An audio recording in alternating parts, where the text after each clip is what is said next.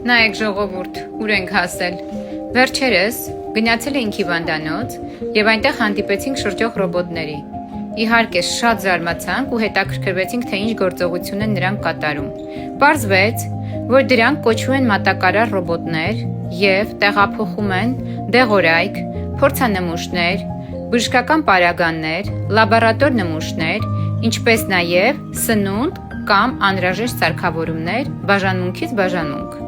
Որոշ ռոբոտներ մաքրության եւ ախտահանման աշխատանքներ են նաեւ կատարում։